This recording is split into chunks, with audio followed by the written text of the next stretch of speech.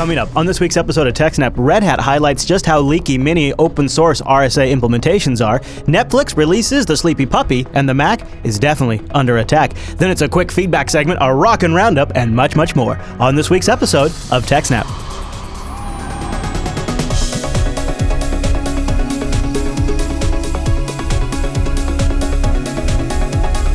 Hi everyone, and welcome to TechSNAP. This is episode 231 of Jupiter Broadcasting's weekly Systems Network and Administration podcast.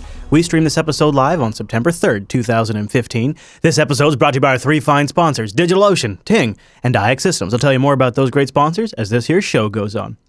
Now, our live stream, that's powered by the incredible Scale Engine over at scaleengine.com. You should go check that out. And my name is Chris, and joining us every single week is our host, the admin, the tech, and the teacher, Mr. Alan Jude. Hey there, Alan. Hey, Chris, everybody. Thanks for watching. Hello, Alan. Alan, Yes. could you confirm something for me? What's that? I believe happy birthday is in order. Is this true? Yes. Happy birthday, sir. You are a champion, a soldier, if you will. Double tech snaps on your birthday. Yeah. That's pretty nuts. Of course, when people watch this episode, it'll have been a week since my birthday. Right, yes. We actually should have done all this last week, but we didn't think of it. Well, no, but today is your actual birthday, though, so Yes, yeah. but So- the episode that aired today is not my... right, yes, I know that is. Well, we are, Yeah. as part of your birthday celebration, we've become time travelers, is basically Yes. what you're saying. Yeah, so, I have time travel for my birthday. Happy birthday from me, and happy birthday from the chat room as well. Yes. So, Alan, I'm pretty excited because this first story we have is from a company that we've been following from a technology backend now for a couple of years in the show, and they keep contributing more and more to open source, and it's probably not the first company that comes to mind when you say all these things, but it's Netflix. It's Netflix, and they've made a new tool available to the open source community that I bet is pretty handy. Can you tell me about it? Yes. So Netflix has released a new open source security tool called Sleepy Puppy. Okay. Sleepy Puppy is what's called a delayed cross-site scripting vulnerability scanner. So in a typical cross-site scripting vulnerability, it's where there's some kind of input on a website, whether it's like a comment box or a URL variable or something, and you can stick some JavaScript code in there, and when you load the page, or more importantly, when someone else loads the page, their browser sees the JavaScript and runs it. And so what a website's supposed to do is apply escaping and so on to take away all the special meaning from the text. So if I write some JavaScript in a comment, it should show up as plain text, not actually be interpreted as JavaScript by your browser. Mm-hmm. Otherwise, I can go and comment on a YouTube video with a JavaScript that loads some malware and takes over your computer. Mm-hmm. Right? And so that would be bad. So there are many cross-site scripting scanners that will go through a page and inject various bits of JavaScript and see if they show up in the output. But Sleepy Puppy is a higher level. It looks for level 2 and level 3 attacks with cross-site scripting as well. And that's what makes a big difference, right? Okay. Your regular scanner will go through and fuzz test, try all kinds of different weird things and characters and all the inputs to make sure that all that's handled correctly. And Sleepy Puppy can be used for that too.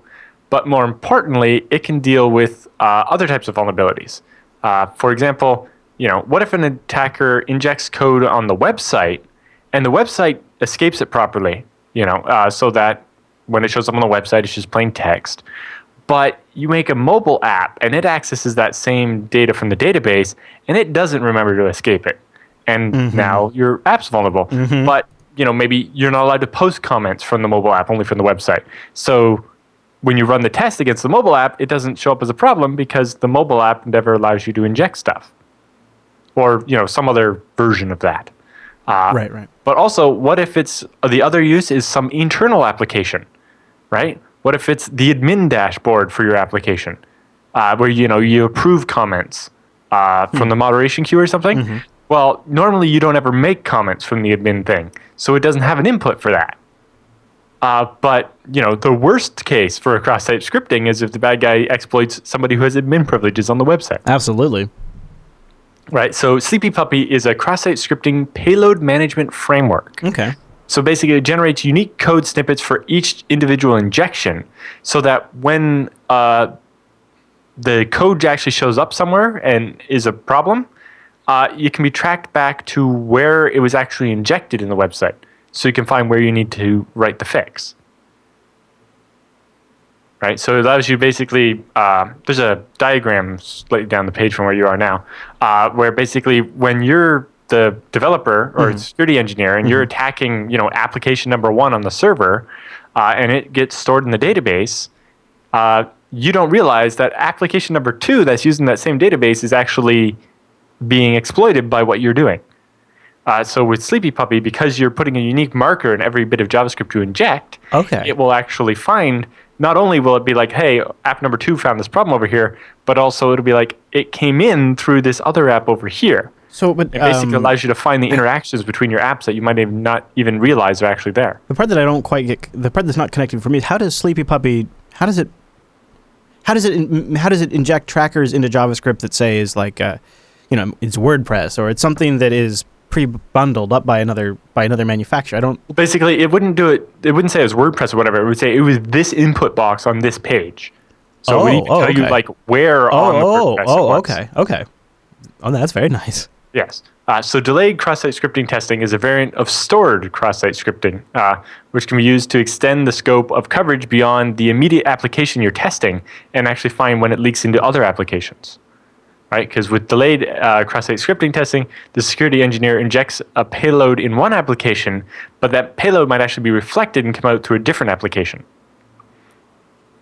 Right? And if you scroll down further, you can say that here we can see that a security engineer injected the payload into application 1, but it didn't actually come out until it was pulled out of the database in application number 2. Okay. And so, especially when that second application might be something used by privileged types of users, like employees or administrators.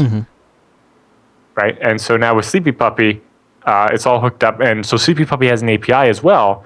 So you can actually have the thing that's testing the other app on the other side doesn't have to be Sleepy Puppy, but it can report to Sleepy Puppy.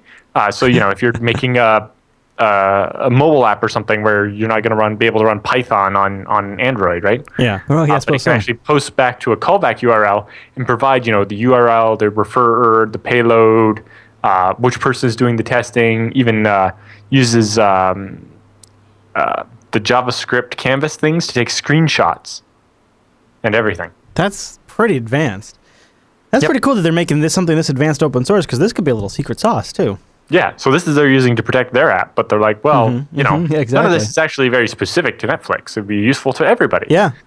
So they've made it available on GitHub. They have integration with a couple of other apps and related tools, and they also provide a bunch of default assessments as well. So you don't have to try to think up exactly, how you're going to test your app. There's a bunch of default ones you can start with, and examples to build on, and so on. That's pretty neat, Alan.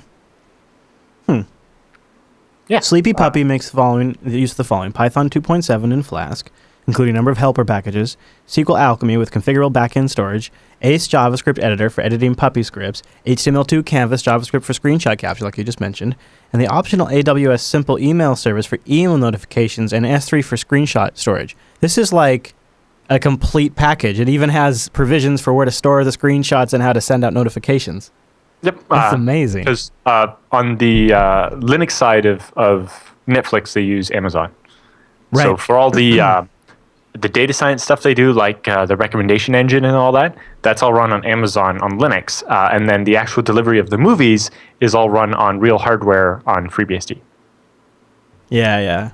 Netflix gets sleepy. I'm submitting that as a title suggestion right there. Boom. There you go. That's pretty cool. And Netflix is not sleeping on the job. If you're listening to the audio version and you heard Alan mention the diagram, we linked to those specifically in the show notes too. If you want to just go back and find them, we have them available for you. If you got intrigued by how that might look, we do have it available in the show notes for you. Just go over to Jupiter Broadcasting and look for episode 231 of the TechSNAP program. And if you check out their announcement on techblog.netflix.com, they have a couple of other diagrams and lots more detail on the tools. I know you mentioned it. I'm pretty sure you mentioned it like at the very beginning. But what's the license? Was it MIT? I'm not sure, but I'm sure it's definitely... I don't actually see it on the post here. Copy right or copy left even? Copy free. Copy free. That's the word I was thinking. Yeah, I bet we dug around like on their GitHub page or something. Yeah. Yes. No, Netflix on their own, and they're using Docker to distribute it. You can try it out with Docker. How about that? Here's the license. I've just found it. Yep. It is the Apache license. So yeah, Apache 2.0. Yep. simple, easy to use license. So even more free than GPL. Boom. Wow. Okay, and send your emails to alan@jupiterbroadcasting.com. All right, Alan, any other thoughts? Feedback. It goes to feedback. Or TechSNAP at Jupiter Okay, fine, TechSNAP. Any other thoughts on that story, Alan? Nope. Okay, good. Well, you know what? Then let me take a moment and tell you about our friends over at Ting, because they have a special offer for the TechSNAP audience.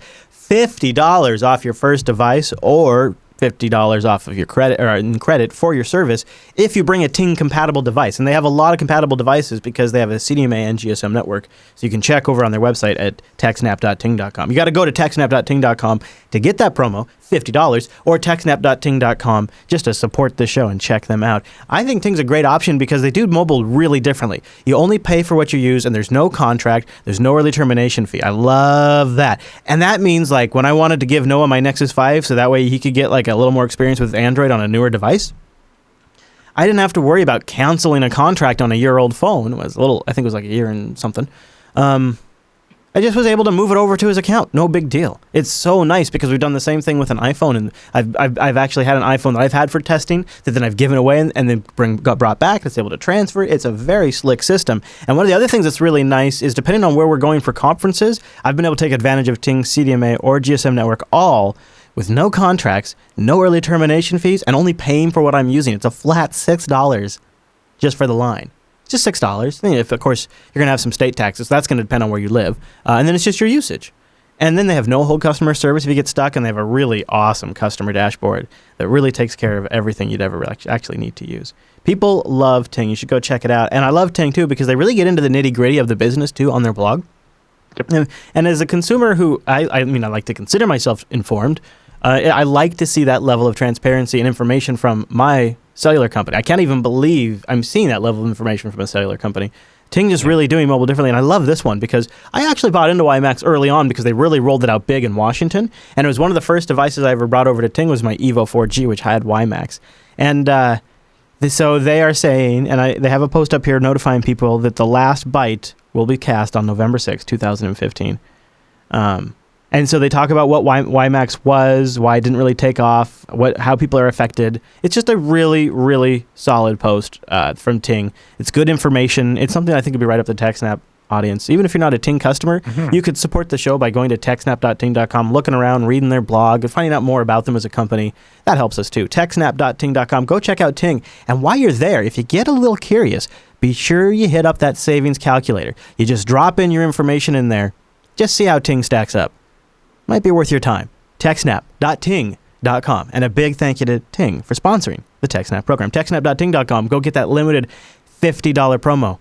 It's only good for a couple of more weeks. TechSNAP.ting.com. Yeah, that's double what it normally is, right? And if you think about it, dude, there are some devices on Ting that are outrageously good values, depending on what you really need. Like $47 for the Kyocera Dura XT, or the $58 for the LG 450.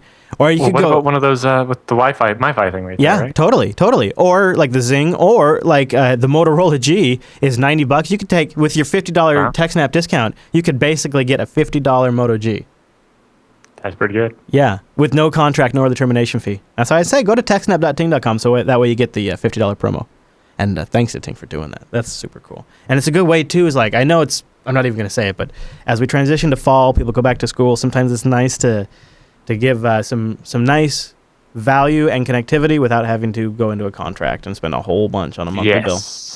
All right, Alan. So we have an article from Beta News about an extremely critical OS X keychain bug. And the keychain, like on OS X, is like where a lot of the important user credentials are stored, supposedly in a nice uber-protected vault that is unlocked by the user's master password, and then does things like autofills in passwords, but also can store SSL credentials and all kinds of stuff. Yeah, like they use it for everything, even to storing the list of authorized plugins for the browser. Root hosts, I think, are also in there. And but most importantly, all your saved passwords and all your credentials for email and everything. So this particular vulnerability allows a piece of malware to access the keychain in iOS and copy all of your saved passwords and secret keys and so on, and then exfiltrate them from your phone. Oh, nice. Yeah. It's like, I can't imagine how it could get any worse than that. That's pretty bad. Yeah, they actually get so far as actually have a video here of it happening, and it's remarkable how fast he runs it on his little tablet, video watch, wait, and then his phone rings. Oh, yep, here's an SMS message with your password. All right, so I'm playing the video right now, and so here he is setting up a new email account, and he uses the big secure password generator to come up with a big secure password. Right, and he saves that into the keychain, and he opens this innocent-looking photo. And then you see there's a little box popped up for a second and disappeared? Yeah. What was that? I wonder. I don't know. I'm going to play it back. That actually look at that picture. That happened so fast. Here, let's see. So he opens it. Yeah. So click it, and there's a little dialogue over the corner. It was definitely an authorization dialogue. I recognize it. It happened just for a second. But it disappeared instantly so quickly maybe you didn't see it. Yeah. Oh, definitely regular users. I almost didn't even notice it. Yeah. And then, ding. Here's your password on this other unrelated device. Wow. There's the Outlook password. How about that, Alan? So when the malware attempts to access the keychain, iOS presents a dialog asking the user to allow or deny the action. And if you allow it, it also remembers it, which is partly problematic, possibly. But the malware can simulate a tap or a click and just accept the dialog without the user having to do anything, kind of defeating the purpose of this dialog, right? The dialog is to stop an application from doing stuff without your permission. But if the application can accept give itself permission, that kind of defeats the purpose. Further, some webmalware has been seen to be able to cause the pop-up to appear off-screen or behind things. Specially crafted commands can be triggered by the malware, even from an image or a video, that cause OS X to display a prompt to click an allow button. But rather than relying on the user clicking on the button that appears unexpectedly, the button is displayed very briefly off the edge of the screen or behind the dock and is automatically pressed using a further command. It is then possible to intercept a user's password and send it to an attacker via SMS or some other means. And they're using something in the background to do the SMS. That's just they're just being fancy there. Yeah. But basically, he just gets this mailed all the passwords out of your phone. Wow. Apple has been told about the vulnerability, but the company has not only failed to fix it yet, but they haven't even responded to the researchers. But if I'm not mistaken, that's Apple's policy normally, is just pretend nothing happened until we release a fix for it. But you should at least acknowledge that you've got the message from the researchers or something. I should save my comments till we get through the entire show, but we have more stories coming up this week and next week, and it really, really, really feels like the OS X platform is under a significant new amount of attacks, not in any that are actually, I don't believe, affecting users in a day-to-day way yet, but in ways that are, if they got significant traction, would probably make some level of dent in the Mac user base. And we're seeing it just develop at an incredibly rapid pace. And I'm saying that knowing what we have coming up in content, and it's just... Right. Well, it's very prescient considering what we're about to say, which is Ars Technica found when looking at this bug that part of it has existed since 2011 and has been actively exploited. Yeah. So there was the biggest one that made headlines back in 2011 was Devil Robber, which is a new threat that caught the attention of security researchers because it commandeered a Mac's graphics card and CPU to perform Bitcoin mining. Remember that one? That was fairly novel at the time. The less obvious part was that Devil Robber was using the AppleScript programming language to move the access control window off the screen and simulate clicking OK on it. Yeah. So that thing's been out there since 2011 in viruses that we've known about, and Apple didn't fix it. I think, yeah. I mean, boy, we've talked about this too, about how unprepared Apple is for once their platform becomes a popular attack target. But like they've released some stats, like on that one about the Mac GPU, and they said it was like 20 users total affected. So it's like, I mean, I think they've gotten lucky so far. Yep, is what I'm saying, because. This stuff, that one we just witnessed, if that spread around and it's getting closer and closer, it's getting more and more sophisticated, and there's become more and more users running Macs, it seems like people are not, like it's almost become mundane to target Windows a bit. I know it still happens, obviously, but like people aren't making a lot of headlines with it anymore. Well, I think yes, you get less headlines, but also if you announce a flaw in Windows, there's usually a corresponding Windows update, not a lengthy period of nobody knowing what's going to happen until Apple's like, oh, there's like half a sentence about that in the release announcement we did. But yeah, I also feel like it's a bit of like, the security community is taking Apple down a peg and showing that I feel like... Well, I think there's more low-hanging fruit there because it's had less time on it. And I think the press is more interested in running those stories because it sort of is... It's because they all use Macs. Well, yes, and it's challenging the image of Apple that sort of, OS X is, this great super uber modern operating system. And the reality is, it is an operating system built by humans sitting on top of a ton of open source software built by humans. It's going to have all kinds of different problems. Yeah. So, interesting. The other one is the same technique was being used by the Genio adware installer because it used the Mac keychain to access the Safari extension list and add itself to the list. Also, what was interesting about this vulnerability was that on the same day that ARS published their study, or their look at this, another group from, I forget which country now, independently discovered the exact same vulnerability in the keychain. That's the Maikai guys, right? No, Maikai was the guys that found it first. Oh, okay. And then a couple days later, some other group from, it's near the bottom of that article, I think. I'm looking, it goes to CSO Online. It's the ARS article that has it. But anyway, security researchers from another company in another country ended up finding the same vulnerability. I'm still looking for them, but I don't see it. Oh, yeah, here we go. Coincidentally, researchers located in Beirut independently reported the technique on Tuesday, the same day but it doesn't. They didn't. The reason why you didn't get their name is because they didn't say their name. That's why you missed the name. And then they linked to the same article that we just went through looking for the name where they don't say their name. So neither article says the name. That's why we could not. So we tried. Okay. Yeah. I feel at least because normally we get that kind of thing. So okay. And what is very interesting is I remember when Windows UAC came out and people were quite annoyed with it, especially the way it took over the whole screen and dimmed everything in the background, or on Windows 8 it actually starts a whole fresh isolated desktop with only the dialogue, right? Yeah. And it purposely locates stuff so you can't just press enter to accept it, or you have to. It's the tab target is random, so you can't just press tab or arrow a certain number of times and press enter to always hit yes. Well, that was kind of done on purpose to prevent an application from being able to accept it, right? That way, you wouldn't just, because you happen to be pressing enter as the dialog popped up, you wouldn't accept it without even realizing it. But also, it starts in a completely isolated Windows desktop environment so that no other program can control the mouse in that mode. Yeah, and I think specifically Mac OS X, if you have a certain type of accessibility feature set turned on under Mac OS X, which is super common for any desktop that has Text Expander or a bunch of other really popular screencasting applications for the Mac, that they actually take advantage of the accessibility options to manipulate the dialogues on screen to be able to push their buttons and capture them independently and isolate them independently. And malware authors can also take advantage of this accessibility feature if you have it on. And the thing is, a lot of power utilities on the Mac turn that feature on. So where under Windows, it actually manages to properly isolate those when the UAC dialog comes up. The Mac has actually gone the complete opposite direction. And accessibility people say it makes it more accessible, but you are essentially able to control the entire UI through remote calls. Controlling the UI is great, but the security UI needs to be separate and which not it is able not to do that, in right? Mac OS. Yeah.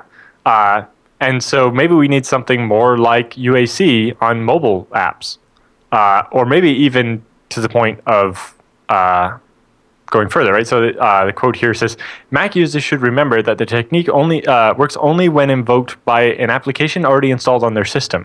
There's no evidence the technique can be carried out through drive-by exploits or attacks that don't require some level of social engineering or end-user interaction. Still, the weakness is unsettling because it allows the same app requesting access to the keychain to unilaterally approve it and do so quickly enough that users may have no idea that it happened. And by default, OS X will grant the access without requiring the user to re-enter their password. A Mac keychain is a protected place storing account passwords and cryptographic keys.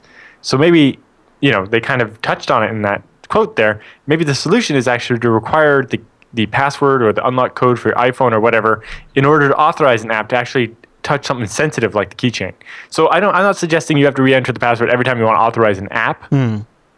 but maybe that should be an option if you want to secure your phone. But whenever it's actually touching the keychain, like in LastPass, you can't ever do anything involving your vault without having to re-enter the master password. I'm thinking the way on iOS it works is after 15 minutes, after you've authorized it, after 15 minutes, you have to unlock the keychain again in order to like purchase an app or do something that requires your password. But they that's don't fairly do that typical to have a 15-minute timeout on the key. Like I have the same thing for my SSH key on my computer. Now, but on the Mac, it is every single time the app needs dialogue. There's no timeout. It's every single time the app needs authorization, but anything can interact with that dialogue.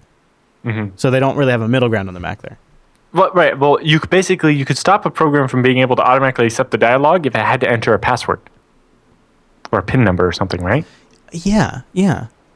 I think the reason why that doesn't happen is when you log into the Mac OS X desktop, it unlocks the keychain. The action of logging in is what unlocks the keychain. Right. So they could just expire the authorization to the keychain in the session and then require a password. Or even just every time a new program wants access to be added to the list, just enter the password.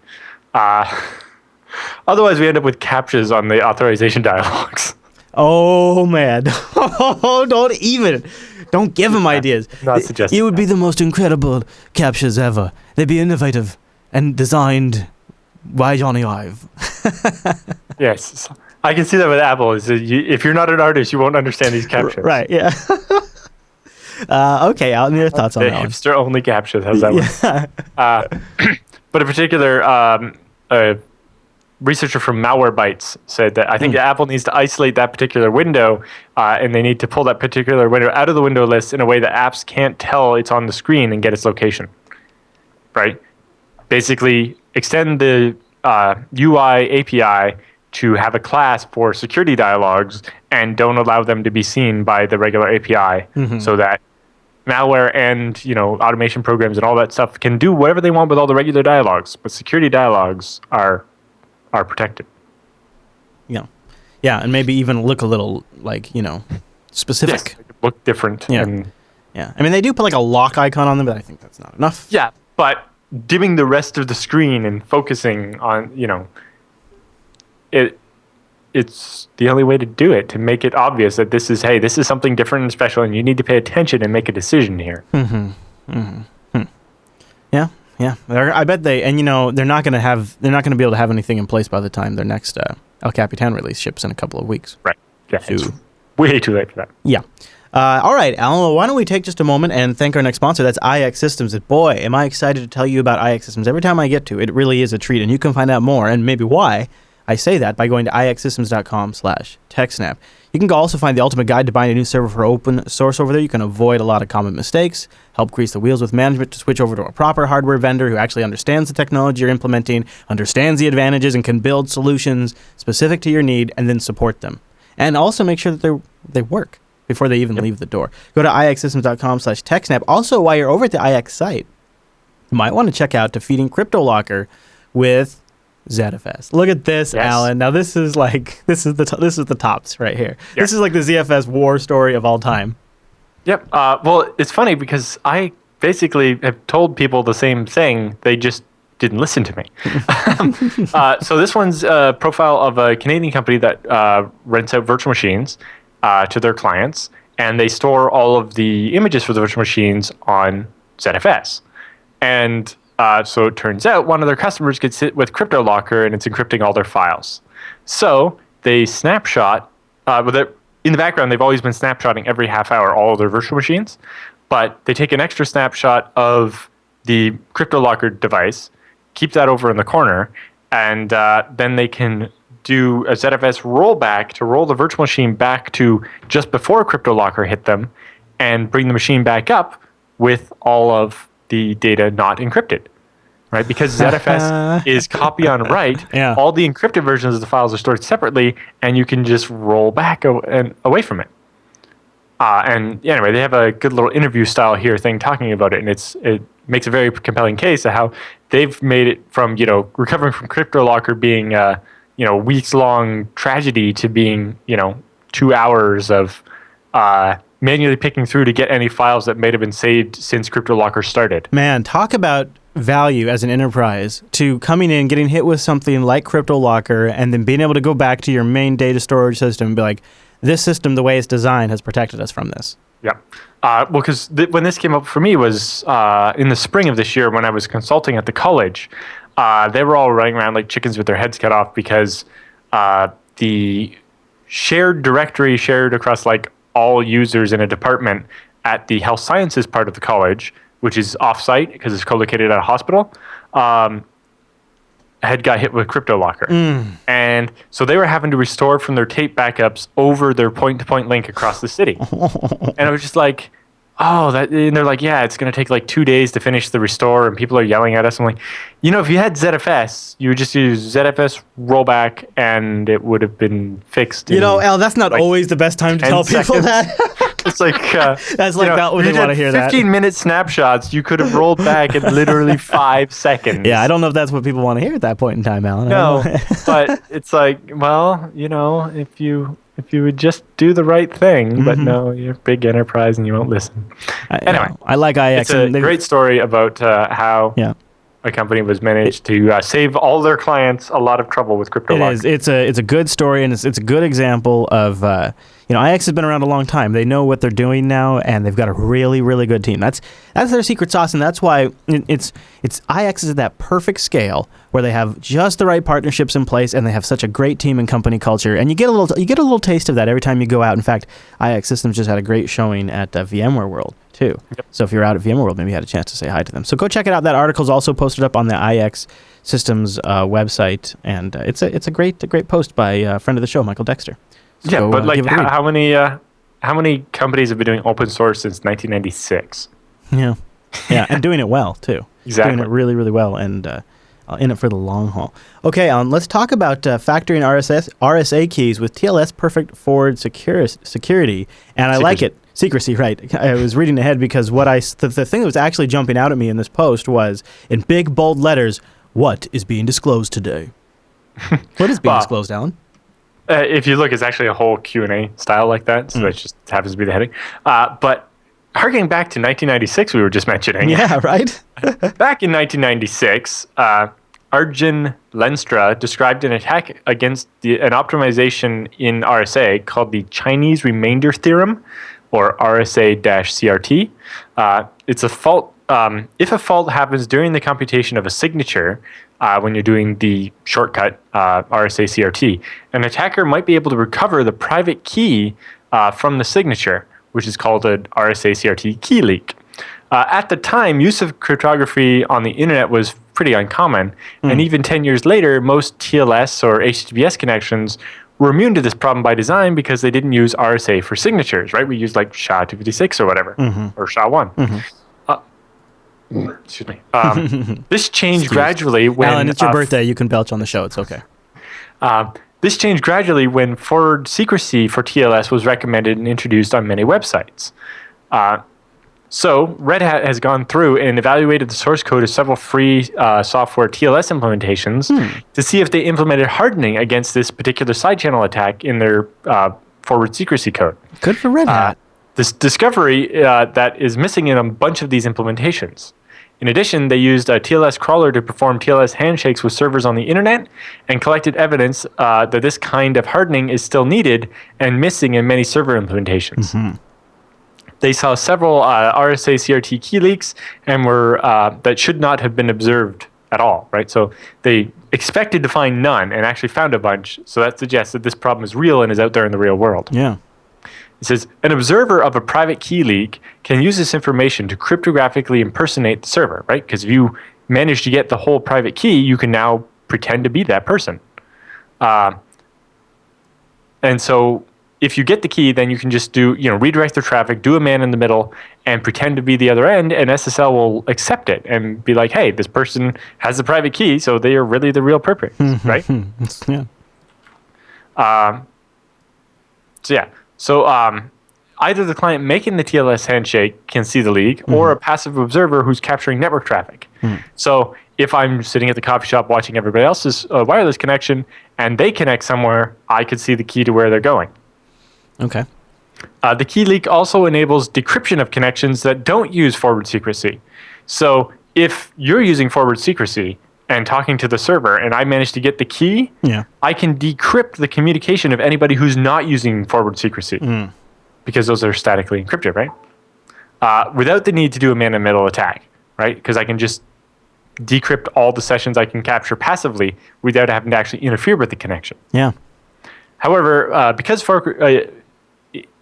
if forward secrecy is enabled in a browser, it's most likely going to be used, and so most people wouldn't, that's not that likely of an attack vector because almost everybody has forward secrecy now. So if the server is set up to use it in such a way that you could get the key from this leak, the key would be less useful in a passive sense because everybody's going to be using forward secrecy, so you won't be able to decrypt the communication anyway. But it's still a big problem. They also say most clients will use forward secrecy, so an active attack will be required to actually make use of the leak key. But then they have a couple other important QA things here. Does this actually break RSA? And no, this attack is what's called a side channel, which means that it doesn't actually attack RSA. It just finds problems with specific implementations and uses that information to learn things it's not supposed to know.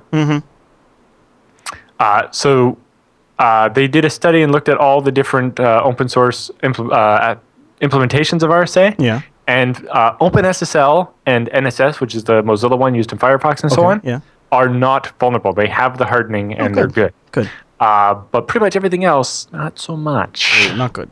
Not good. It also appears that Red Hat discovered this issue quite some time ago and reported it to a number of vendors.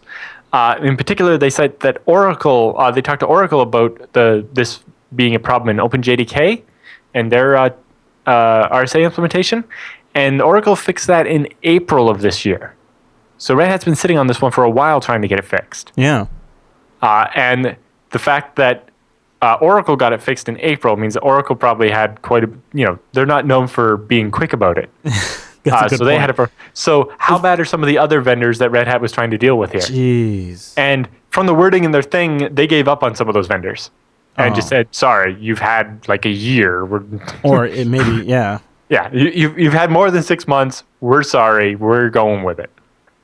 They say, none of the key leaks we observed in the wild could be attributed to these open source projects, and no key leaks showed in our lab testing, which is why this additional hardening, while certainly desirable to have, isn't necessarily critical at this time. Okay. So even the open source ones that didn't have the hardening didn't seem to be that huge of an issue. It's not like something we have to run out and stop using GNU TLS or something.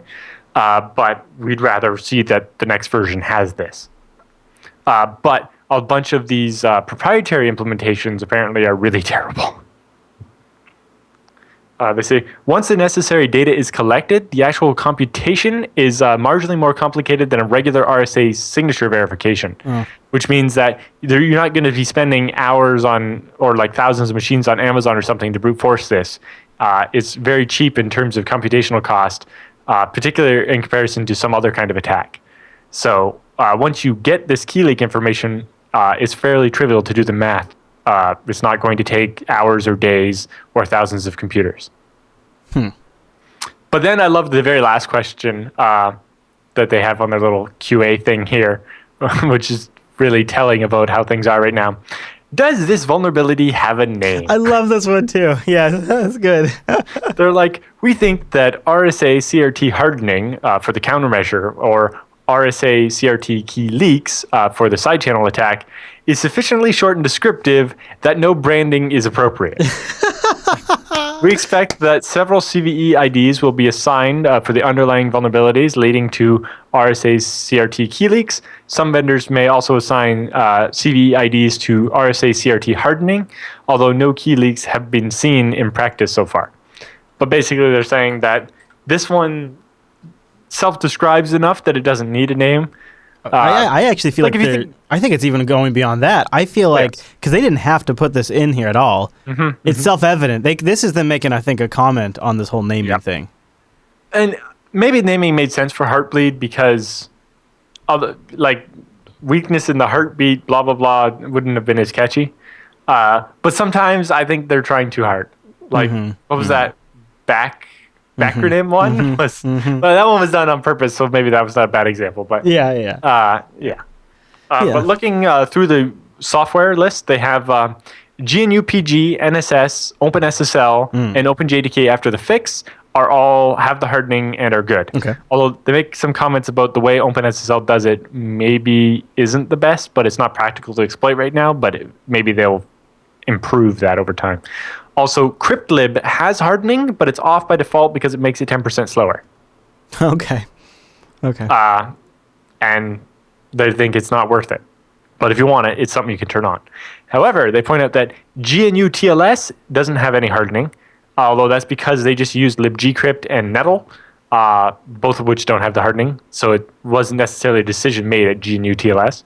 But Go, the programming language, its built-in RSA implementation has the problem. libgcrypt and Nettle we just mentioned. The OCaml no crypto library doesn't have hardening. OpenSwan and even Polar SSL are currently all lacking the hardening. Yeah. Huh. And then they also dig into some commercial implementations too. Yep. And talk about how those are pretty much all terrible. Yeah. Actually, Citrix is doing okay. So Citrix, Correct. not so. I'm guessing Citrix maybe, I don't know if they have a note here, but they probably one of the vendors that Red Hat told about the problem and they solved it. Yeah, otherwise, not so good. Not so good. Sorry, this list here, I think you're looking at table 2? Let me go back up. I had scrolled down. Yes, table 2. This is the ones they found in the wild. So they found 2 under Citrix. Hillstone Networks had 231 keys in China that had low rate. But Nortel is interesting because Nortel hasn't been around for quite a while. And then, the Alteon key they found had been expired for a while. And then Zyzel and Fortinet, which makes a security appliance. But most of those look like just really old things. Interestingly, they looked at what the browsers do in the face of these signature failures. Chromium will just silently retry, assuming it was an error, which is fine, and it'll eventually give up because, if it wasn't happening by mistake, then it'll just keep going until it gives up. And if it was by mistake, you won't even notice, and it's fine. Iceweasel does the same thing. Internet Explorer has limited retries. Firefox 31 and before have silent retry, but 32 and later have limited retries. Oh, and Firefox 38 and later, based on this vulnerability, will fail immediately with a message instead. Okay. And then W3M also does the failure. Right. So it sounds like Chromium actually is slightly behind with its... apparently, it won't actually ever give up. It might just sit there retrying forever until you cancel. Yeah. So I'm guessing we'll see that switch to limited retry, or... What would be interesting, I think, is one retry and then fail, so that if it was just a fluke, it would... But I don't know. Maybe failing is better. But if you want to know more, they have a whole paper here where they dig it all in and have all the sites, and they even have some example code. They have a patch here for OpenSSL they actually included. That's pretty nice. I like this. This is nice of them. Here's a patch to inject an RSA CRT related fault into OpenSSL for testing purposes. All right. So this is how to make it happen on purpose so you can test this in your own lab.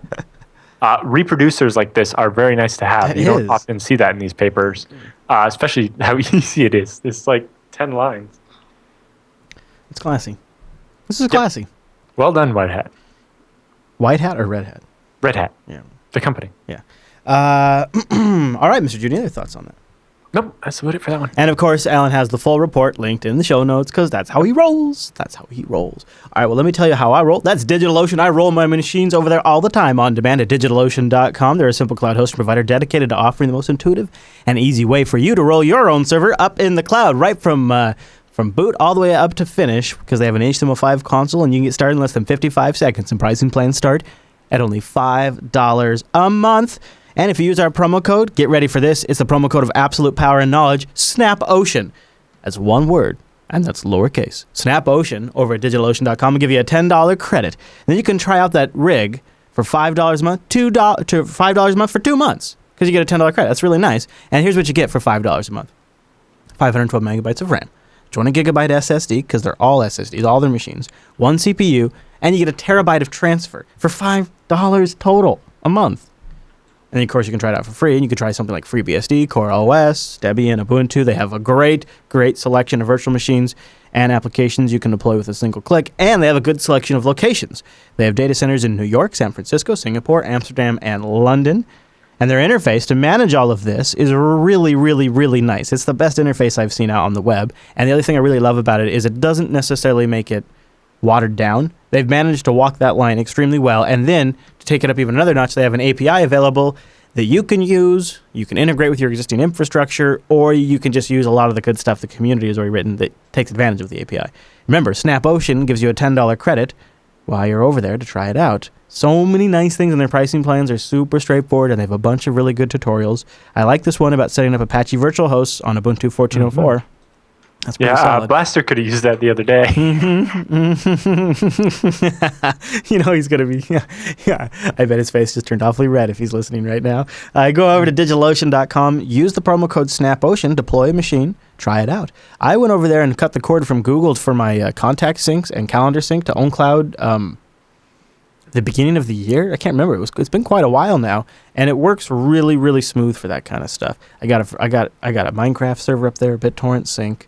FTP services are up there. So many things that I don't even think about anymore, like my Quasal core, a machine that runs Ruby scripts for us. Like this is just like when we need something, we spin it up, and it's really great. When we go out on location, we'll often put like an IceCast server up there, so that way we can bounce from there back to the studio or something like that. Like we'll just do all kinds of things on demand. It's so nice to have that flexibility. And with their pricing structure, having hourly available as well, it might really work if you need to scale up on demand or do some deployment testing, something like that. If you have a client, build it out on DigitalOcean Droplet, and when you're done, you can transfer it to them. It's great. And you can start in less than 55 seconds. Try it out for 2 months for free with our promo code SnapOcean. And a big thank you to DigitalOcean for sponsoring the TechSNAP program. DigitalOcean.com. Use the promo code SnapOcean. Alan, I wanted to mention something before we get moving. The BSD-Now program came out earlier this morning. Yep. Episode 105, although by the time we're recording this, you probably have episode 106 out. Yep. And so, do you happen to know what was in 106? Can you? Yeah. Yeah. Well, you don't need to, because it's okay. They can just go check it out. It's just loading. 106 will be the 16th, right? Mm-hmm. Yes, I think so. Yes. We'll have Aaron Poffenberger presenting about BSD at Linux conferences. Oh. Ooh, interesting. Okay, very good. Yeah, stick out the BSD-Now program. Go get some more Alan Jr. face. Well, I like to mention it around this point in the show because we're about halfway through, and then by the time this show's done, I'm sure you'll have the HD version all wrapped up. Yes, but the episode that came out, I guess, today, it'll be too late by the time this actually airs. But it's about VBSDCon, the conference that's coming up. It starts September 12th. Which will be like the day after this actually airs, so you'll be really late at this point.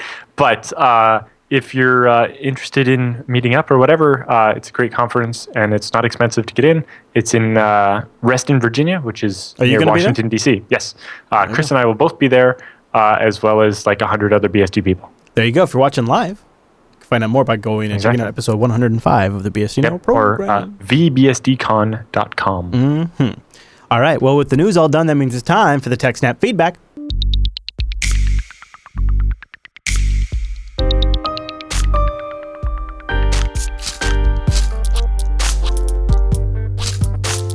Thanks for sending your emails to TechSNAP at JupiterBroadcasting.com or popping that contact link at the top of the JB site, or even better, sending feedback through our subreddit over at techsnap.reddit.com.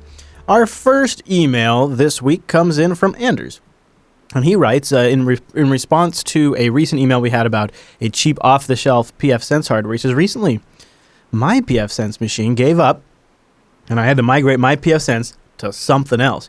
I initially tried with an Asus Chromebox, with the cheapest Celeron one with 2 gigabytes of RAM, but it was very unstable. The USB NIC would crap out, and so I went with a single NIC VLAN way and still had stability issues, so I just gave up and decided to try a VM. The VirtualBox VM running on my server HCPC based on an Intel 1900 Bay Trail motherboard with 8 gigabytes of RAM. I find it working surprisingly well. I probably should add that I don't have many packages installed, currently only NTOP NG, which is actually a pretty big one. But I have also a few by interface traffic shaping rules set up. My home is not very client intensive, only 4 Ethernet bound devices and 3 wireless. It was just a bit of a headache to wrap my head around VLANs and configure it at first, but what a great learning experience it was. I'm going to run this VM for the foreseeable future. I've attached a config of the VLAN layout. And here we have, Alan. What do you think? My pfSense ran in a VM for years because at the time, the machine that ran it was my file server / media center / router. Right. And because it had to hook up to the TV and everything, it ran Windows. And so I ran like VMware server, the free one you could get at home or whatever. Yeah, the old one they don't even make anymore, the VMware server thing. Yeah. And so it ran that and let me have the VM of pfSense. And I ran that for quite a few years. And then eventually that machine migrated to be a vanilla FreeBSD with ZFS and mixed size hard drives, which I don't recommend people do. And then eventually got replaced with a real file server and so on. Now my media center is a NUC. But yeah, so a VM works well enough, especially for home. It'll be fine. Don't worry. Yeah. And yeah, fewer machines running can be pretty good. Chat room asks about pfSense in a jail. That doesn't work quite like that. Partly because pfSense assumes it's running on the machine, but also jails don't have actual network interfaces usually. Even if you're using vImage, you're kind of virtual networks that are then bridged to the real ones, and it's not great. But anyway, yeah. So yes, a VM was fine, and that's a good way to do it. If you already have another machine that's on all the time, why have two when you can just have pfSense be a VM on the other?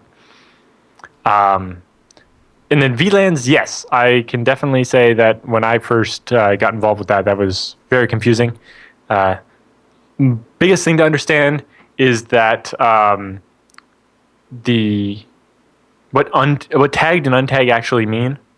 So that setting only affects what happens to the packets when they leave through that switchboard.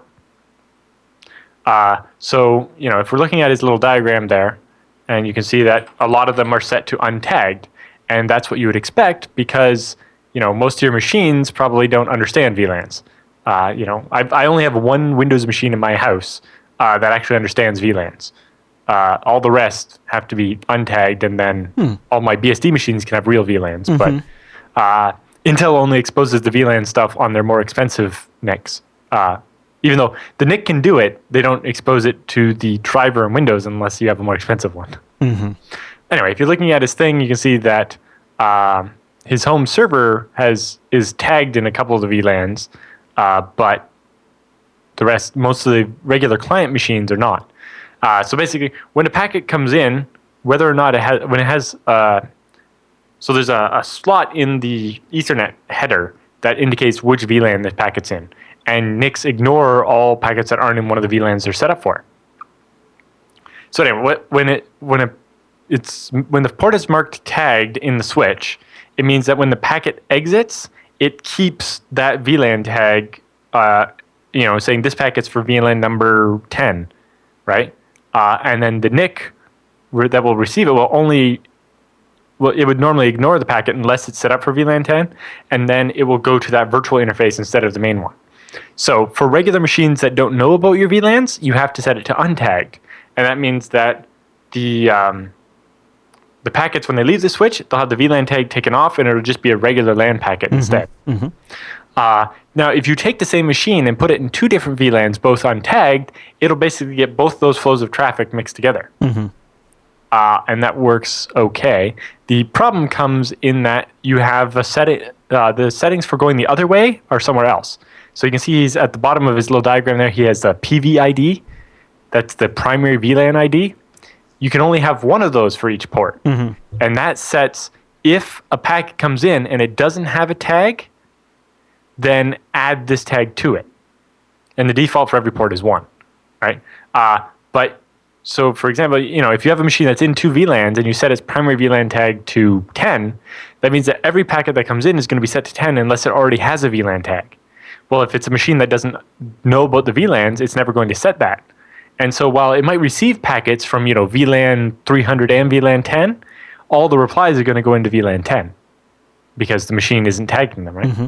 So you can cause yourself some really strange problems.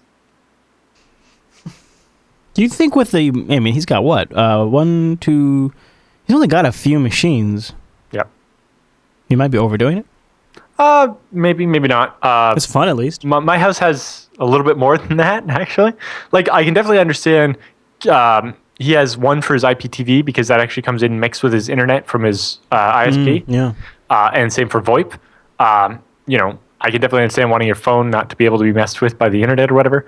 At my house, we have a management VLAN, the office VLAN, a DMZ VLAN, which is the one that goes out to this raw access to the internet with public IP addresses. Then we have the home VLAN. Then we have the guest wireless VLAN. And then we have the office wireless VLAN. Okay. All right. Yeah. So that's probably a little overkill on our end too, but it definitely lets you have separate stuff. I mean, and if you don't mind managing it, and it's a good exercise to stay sharp on, so. It's a good way to learn, and you're less likely, when you're messing with stuff at home, you're not disrupting production. It's a good place to learn. All right, so listener M from Portsmouth writes in and says, "Hi, Chris and Alan. I'm fairly new to systems administration, and I'm currently managing personal servers for my own stuff. Website, a mail server, file server, own cloud, etc., with a mixture of Raspberry Pis and DigitalOcean droplets." That's pretty cool. He says, "I'll soon be managing servers for others, though, and I was wondering if there was any central locations, maybe mailing lists or RSS feeds of some sort you can recommend for keeping up to date with the latest vulnerabilities and or urgent security patches for Linux. I get a lot of that information from TechSNAP already, but I wouldn't mind something a bit more real-time than a podcast. Love the show, and I've learned a huge deal since I started listening several years ago. I like Glass as well and can't get enough of love. Keep up the good work, guys." Yeah, so in particular, you're going to have to watch for notices for a lot more things than just Linux, because that would be just the kernel. Even if you're watching your specific distro, that might not have enough information. You have to watch the mail server you use, the file server you use, own cloud. You can end up with a lot of mailing lists. On FreeBSD, we have a system for this called VUXML.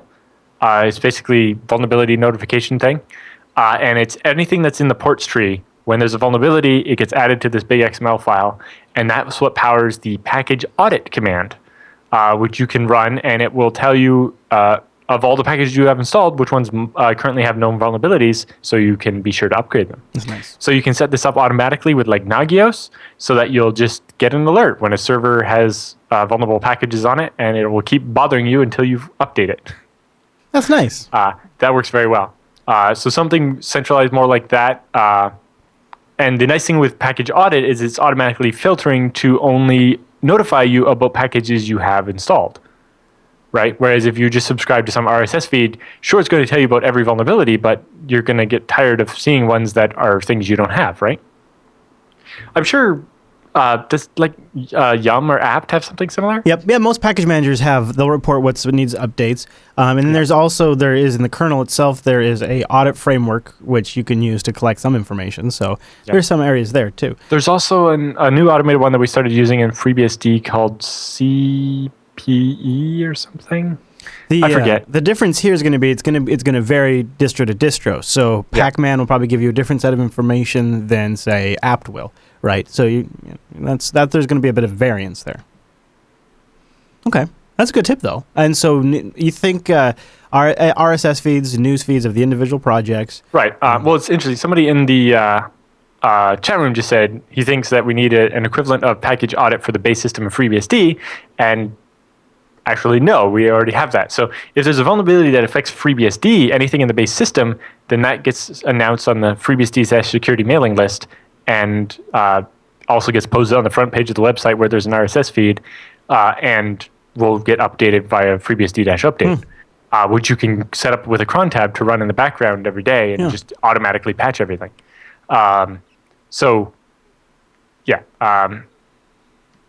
There's already something like that for the base system. Package audit is just a framework to deal with the fact that the port system has 28,000 different packages in it, and you likely have maybe 30 of those that you care about installed or something. Right, yes, probably. And more importantly, everybody who uses FreeBSD has the base system and is affected by all those security vulnerabilities.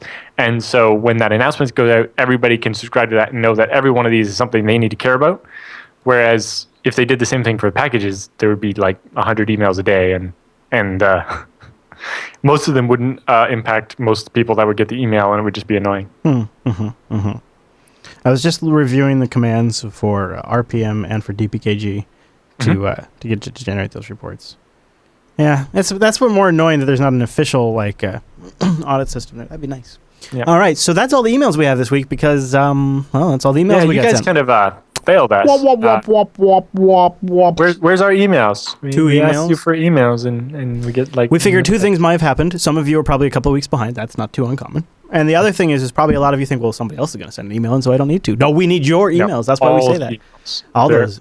Every single person needs to send us an email. Yeah, because we're recording ahead, not next week, but the week after, right? Yeah. So we'll need. We could definitely use more emails. So go over to Jupiter Broadcasting, click on the contact link, and then just choose TechSNAP from the dropdown. That's probably the easiest way. Or email us directly, techsnap@jupiterbroadcasting.com. Or you can also start a thread in the subreddit over at techsnap.reddit.com. And with the feedback all done, that means it's time for the TechSNAP Roundup.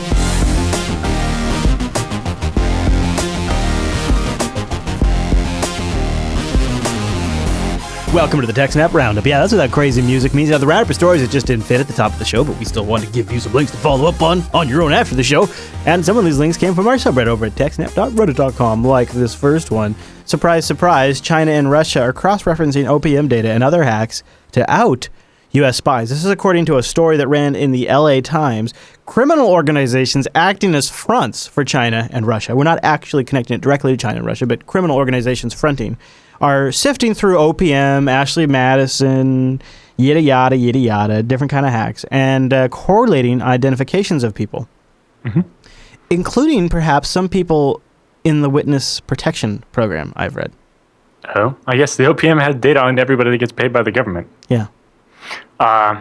So yeah, that could be pretty serious. And, we talked about the OPM data being able to be used to find people who could make good spies for China and Russia, because, once they have information about them that they can lord over them to basically blackmail them into spying. But yes, all spies get paid that way too. And they'd be like, oh, look, this person over here who we thought was, doing something innocent or whatever is actually being paid by the government. That suggests that, they're a spy and we should be feeding them false information or arresting them or whatever. Oh, man, of course this is going on. Now, let's talk about the Zero Trust Initiative. What's this about? Yes. This is an initiative by a FreeBSD developer, Pavel Dodek, who actually is the guy that ported ZFS to FreeBSD. But his company makes security appliances. We've talked about the Fudo before. Oh, yeah. Right? That's the SSH security appliance. Cool. Well, he has this interesting idea for the Zero Trust Initiative, specifically for vendors like his and other security companies that make some appliance. Like this is basically, especially his appliance, right? It's a SSH man-in-the-middle appliance. Do you really feel, I personally trust him, but other people who don't know him is like, are you just going to install his appliance on your network and let it intercept all your SSH sessions and all your VNC, RDP, Oracle, and MySQL sessions? It's a big point of trust. Right. So the idea behind the Zero Trust Initiative is a new type of not open source license that would allow companies to have access to the source code to the appliance and compile it themselves, so they know that the code they just audited is exactly the code that's running on their appliance. Right. But they can't obviously go selling the appliance or anything. But it allows them to verify that what they got from the vendor is, that they could reproduce the same binary or whatever. But it's basically an open but not open source license. Or, kind of like the Microsoft licenses where you can look at the code, but you can't. Microsoft's done something similar, usually requiring something like an NDA. But so this is a broader initiative to try to adopt this in the whole security industry, just because it's the only way that we think it's possible to actually have security, as it requires transparency, right? So some kind of source available license, kind of like TarSnap. Yeah. Okay, Alan, next story. Anyway, he's presenting about it at the RSA security conference in Dubai. In Abu Dhabi, yes. Next story in the roundup kind of is something that has been a repeat theme for the last few weeks. If you have a jailbroken phone, you are potentially at more risk. So this is a recent rash of malware striking 250,000 Apple accounts, considered the largest theft of its kind. Essentially, the malware only affects jailbroken devices, so you only get owned if you have a jailbroken device. And the researchers at Palo Alto Networks are calling this iOS malware KeyRaider. It works through the wildly popular Cydia App Store, or Cydia, or I can't remember how you say it anymore. It makes it easier to download and manage apps on jailbroken iPhones. You guys are probably familiar with that. The malware starts intercepting iTunes traffic and hijacks all kinds of data, according to Palo Alto Networks. KeyRaider steals Apple push notifications, server certifications, and private keys. It steals, shares App Store purchase information, and disables local and remote unlocking functionalities of iPhones and iPads. Because it's running as a root user, it can access do all whatever this. it wants. Yeah. Yep. So that's going on, and it's affected 250,000 Apple accounts, And mostly targeting China. I have a second link in the roundup that goes to Palo Alto Network's actual research post as well, which has a bit more of the technical details if you're into that. This next headline, I've been wondering about this myself. As police move to adopt body cams around the U.S. and other places, storage costs for that are going to go nuts. Like, how are they storing all this? Well, in particular, the companies that sell the cameras don't care about making money on the cameras, right? So apparently the police department in Alabama just bought like 300 and some odd cameras, and then they paid about $500 a piece for the cameras. But in total, that meant they spent $180,000 on cameras. But then they signed a 5-year contract worth just shy of $1 million for storage for the video. And then some of them, it's getting to the point where the police department has to go through and pick and choose what videos to keep longer. It says here the Birmingham police, they bought a 5 terabyte storage on evidence.com, which is a file management cloud for police, I guess, built on top of AWS. And within a month, they've already used 1.5 terabyte of their allotment. So they say they're on track to exceed 5 terabyte limit in about 6 months. Which is funny because 5 terabytes of storage on Amazon shouldn't cost $1 million for 5 years. They're really overcharging for that. Yeah. It's the whole service and management and all that and the support contract too, I'm sure.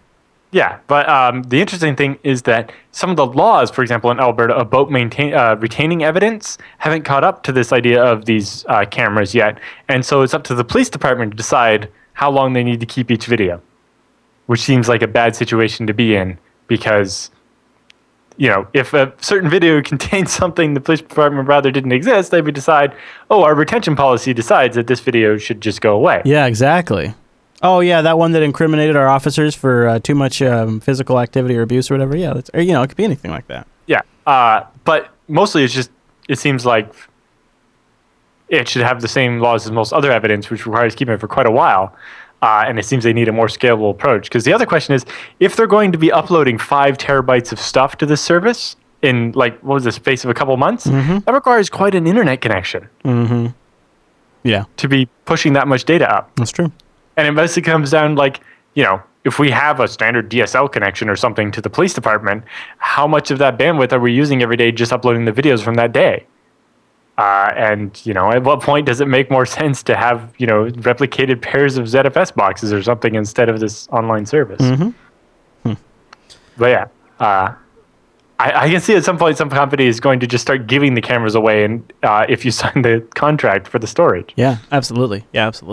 Especially as cell phones make those small cameras more and more economical because they're building them at such scale. So this one is noteworthy. Pre-installed Android malware seems to be raising security risks in the supply chain. Security experts are increasingly worried about the security of supply chains, with reports of more than 20 incidents with rogue retailers having managed to pre-install malware on new Android phones. So, if you go and buy your Android phone from a shadier vendor or whatever, street vendor or something, that it probably already has malware on it. Yeah. It appears it's some popular supply phones too. It just depends on... They target the phones people want to buy and sell them slightly cheaper with some malware that's going to pay the person that sells you the phone ongoing revenue from advertising or something. So we have a story in the roundup about multiple weaknesses that exist in AppLock, a popular lock application for Android devices that boasts more than 100 million users. What did you hear about this one, Alan? Twitter post, but mostly, it's an app that claims to securely store your photos, videos, and other information on your phone. Turns out it just hides the files in a non-default location. It isn't actually encrypting anything. Oh my gosh. And then it's all protected by a PIN code, and that PIN code can be, the reset system for it is very weak and can be spoofed and bluffed. And so somebody could reset the PIN and get access to your photos, even though they could probably do that just by browsing the file system. What the hell?